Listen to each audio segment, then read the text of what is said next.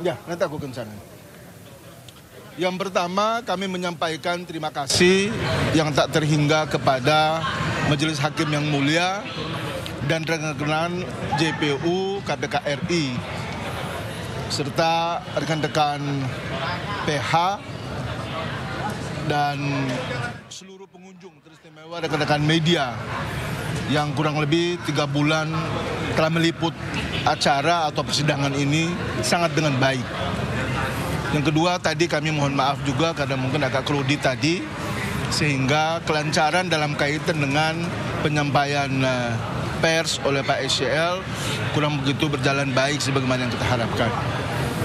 Tadi Pak SCL menyampaikan bahwa pertama sekali mengucapkan terima kasih yang tak terhingga kepada Pak Joko Widodo selaku Presiden Republik Indonesia yang telah mempercayakan beliau sebagai Menteri Pertanian dalam kurun waktu 2019 sampai 2023. Tentu banyak prestasi, banyak hal yang telah dilakukan untuk bangsa dan negara ini, untuk rakyat Indonesia. Di saat Indonesia sedang tidak baik-baik saja.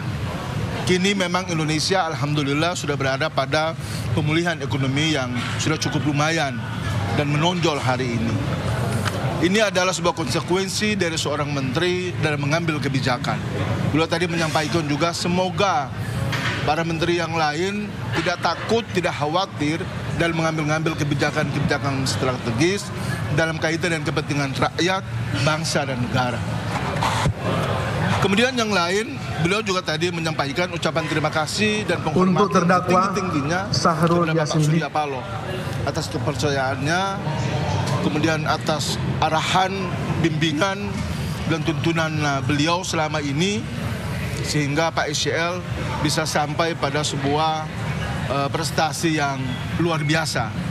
Kendati di ujungnya beliau mesti harus dituntut 12 tahun penjara dan akhirnya divonis oleh Majelis Hakim 10 tahun penjara dengan berbagai pertimbangan-pertimbangan yang lain. Kami kira selaku PH beliau, kita tadi sudah sepakat bahwa akan pikir-pikir untuk mengambil langkah-langkah hukum lebih lanjut karena sejatinya menurut hemat kami sebagaimana apa yang telah dibacakan dalam amar putusan Majelis Hakim yang mulia, menurut pandangan kami itu jauh daripada ekspektasi kami. Karena ada banyak fakta, ada banyak hal yang sebetulnya menurut hemat kami itu kabur dan tidak perlu mesti harus dimasukkan seolah-olah sebagai sebuah fakta. Tapi apapun itu semua sudah terjadi, kita hormati dan kita hargai itu. Toh masih ada proses hukum yang lebih tinggi lagi, sehingga mungkin akan itu yang akan kami lakukan dalam rangka mendudukkan sebuah kebenaran, fakta yang sesungguhnya, sehingga keadilan dan kebenaran sebagaimana yang diharapkan oleh klien kami itu bisa diperoleh pada tingkatan proses hukum yang lebih tinggi lagi di atasnya.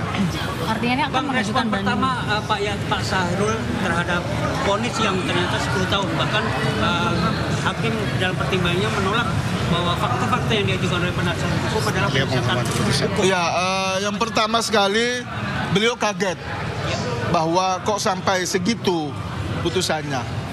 Tapi apapun, tadi beliau juga sudah sampaikan, beliau menghargai dan menghormati sungguh putusan itu.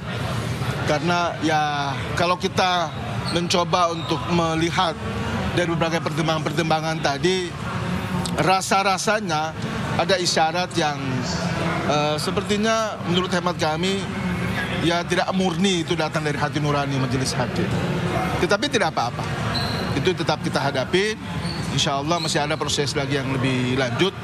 Dan mungkin kami akan memberi kejelasan lebih detail, lebih tegas lagi dalam proses selanjutnya, sehingga pada pertimbangan majelis hakim di tingkat yang lebih di atas itu mungkin masih lebih baik, lebih rasional, dan menukik pada substansi dari fakta-fakta persidangan yang ada. Proses selanjutnya ini apakah Pak SCL masih ditahan di Salemba atau? Saat ini Pak SCL masih ditahan di rutan Salemba dalam kurun waktu sebagaimana yang sudah diputuskan tadi, dan bila mana nanti pada tingkat proses hukum yang lebih tinggi ada pengurangan atau ada putusan lain, maka tentu akan disesuaikan dengan itu. proses yang banding selanjutnya itu apa tuh? Mungkin bisa dijelaskan banding. Kita ya tadi ada pandangan seperti itu, cuma kita tentu pikir-pikir dulu dengan mempelajari dulu berbagai pertimbangan yang ada dalam putusan yang telah dibacakan oleh majelis hakim tadi, sehingga dalam menyampaikan berbagai argumentasi hukum dan fakta-fakta tentu ada dasar yang kemudian menguatkan untuk itu. Bang, mengenai uang pengganti 14 miliar, kemudian beberapa aset kan telah disita dan itu akan nantinya akan menjerat klien Anda untuk TPPU. Jadi ya kan tadi sudah kita dengarkan, ternyata kan 14 miliar dari dakwaan jaksa yang 44 miliar. Batu kan ada miss di situ. Sebetulnya dari situ aja kita sudah bisa menangkap sebenarnya ada apa di sini.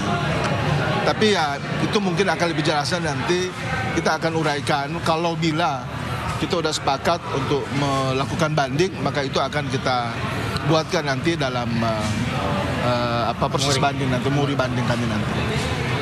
Oke, siap. Terima kasih. Terima kasih. Terima kasih.